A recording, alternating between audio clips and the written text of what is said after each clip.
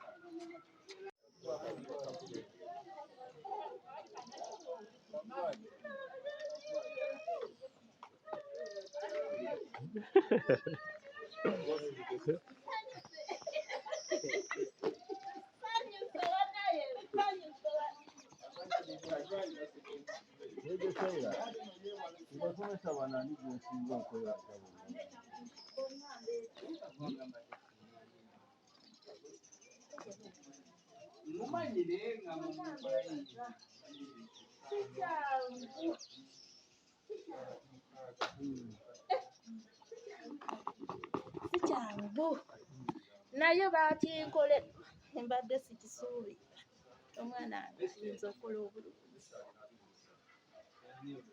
nga nina essanyu sirinansanyukirako omwana gyali eyo naye essimu yange teriiko muliro nti nandibadde mukubira nemutegeeza Afunye mmeka? si kyangu munange okutuuka si kyangu Fiizi obadde ozikola otya okuweerera omwana? fiizi munange olinyambako nange nentuuka Yogerako nnyo. Mbadde okola otya? omwana wange mulekwa namubeera naye okuva bamundekeranga mwaka gumu ekitundu nemukuza paka maama we yafa taata we yafa nze kati bwensanyuka ngamba sijja kwambala kampeerera omwana otyo n'essomero ne linnyambako bwe tutyo bwe tutambudde bwe tutyo bwe tutambudde Cyrus yani erinnya lye? Cyrus ye Cyrus Kafuta. Cyrus Kafuta. Ate gwani? Nze bampita Lwema Namugaya. Wano okolanga?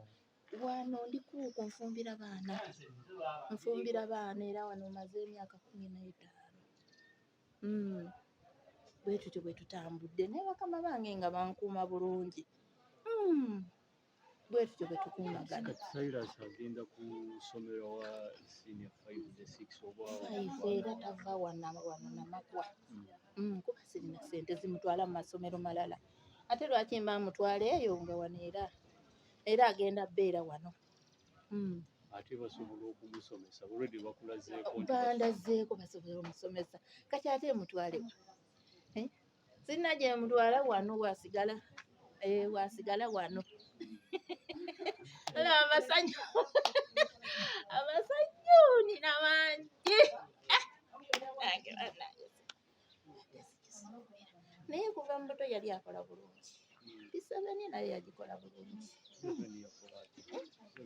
yafuna era bonna Bisabani naye yakola bulungi teyanswaza nakati era tanswaziza era Mukama bw'anyamba n'ayita akasente akanaatuuka eyo kuba ndaba amaanyi gagenda gakola ki ganzigula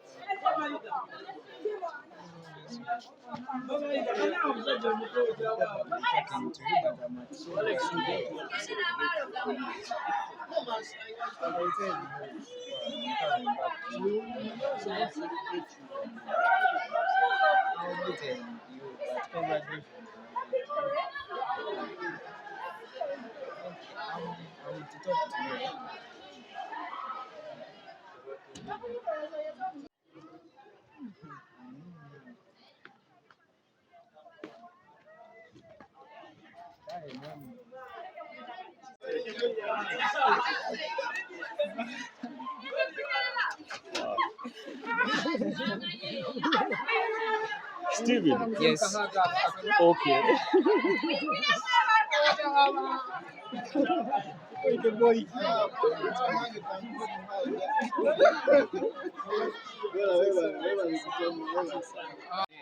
Erinnya lyo? Erinnya eryange nze Mukwaaya Stephen. Mpulira bulungi wamu n'okwebaza Katonda olw'ekyo kyantuusizzaako olw'okuyitira mu ddaala erisooka n'obubonero obulungi obwo. Naye nze nzikiriza ddala nti sibadde nze naye abadde Mukama. Mpoziko nekyanjagala nnyo okwebaza abasomesa baffe ne ttica waffe DOS deputy ne komiti y'essomero lyonna staff baadde wamu naffe abasomesa baadde cooperative nnyo batuyambe baadde bakola n'amaanyi nnyo bagezaako kino na kiri okulaba nga tukola bulungi. So neebaza Katonda olw'ekyo nina essanyu lingi okuba nti antuusizzaawo era kwegala n'okwagamba bannange bonna abakyasoma nti waliwo slogan emu egamba nti olina ability kozesa opportunity. So tukyalina omukisa tukyalina amaanyi ago gasobola okukola ebintu bya bingi mu nsi eno ebiyinza okwewuunyisa ate nga n'omukisa gukyaliwo. Mukama yeebazibwe. Kira byensinza okukola nkozeeko ku kintu kye bayita extensions oba oteekamu obudde enganze ng'oggyeko bw'abasomesa bwe batuwa naye mbadde nteekamu obudde enganze okulaba nga nsoma ebintu ebisingawo. Mbadde nkozesa nnyo obudde obw'ekiro weewaawo nga buba bwakuwummula naye tubadde nga tutera okwefiiriza ne bannange ne tuwaayo obudde obwo ne tusoma kubanga condition ebiseera eby'ekiro eba kkulu nnyo n'obudde buba bulungi nnyo omuntu aba asobola okusomeramu ebintu n'abikwasa bulungi nnyo. Fees mbaddemu n'obuzibu obwo eyo nsonga nkulu nnyo. Mbadde nkwatagana wamu n'essomero nga msasulako ekitundu ku school fees then ekitundu ekisigaddewo nga wabawo emirimu emitonotono gye nkolawo ku ssomero ssente ezo ne zikavaringa ziri eri. Naye ekyemuwanga mbeereddewo nnyo ne DOS ate wamu ne assistant we ku nsonga eya school fees. So balungi nnyo muba nga otudde n'oyogera wamu nabo basobola okwasaganya buli ngeri yonna. Ku ssomero wano wabaawo emirimu okusingira ddala molide ng'okulongoosa ku bizimbe ebyo n'okulongoosa kompawundi eno gy'emirimu gye mbadde nkola. Amanya gange nze Kaggwa John. Gwe owulira otya sawa? Mbeera ndi musanyufu nnyo ssebo. Mbeera ndi musanyufu nnyo. Sinza kukimalayo. Kubanga embeera teyali nnyangu naye tusobodde okukikola. Abasomesa ffe baatubeererawo nnyo. Bateekamu amaanyi ag'enjawulo okulabika nga ffe tukola bulungi.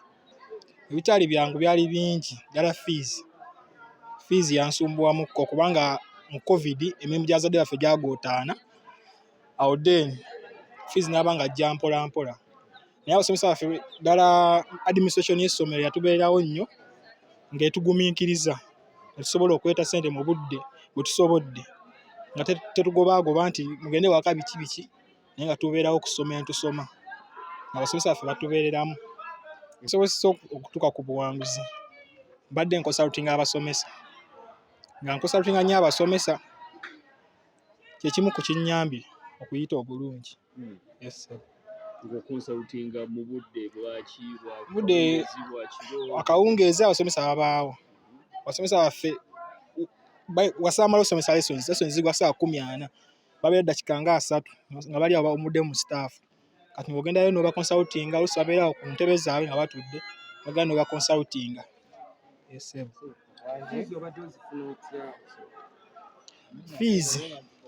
Fees naye nina assets zange nalundalunda. Nalina ebintu byange nalundalunda mu vaaka mugundi mu kalantiini. Nalunda obumyu nalunda n'embaata. Kali natuuka nga zikuze nga nje wa baasa. Omugaba baasa ninayo ekintu kyange bwe kiti. Ne assistant dosi naye yangulangako obumyu. Nenfuna ne mbaguzanga obumyu, mbaguzanga embaata bwe batyo. Nga nsobola okufuna fees oyo ssebo. N'omuzadde ampeezaayo ka percentage kampeezaayo. Nsobola okufuna fees.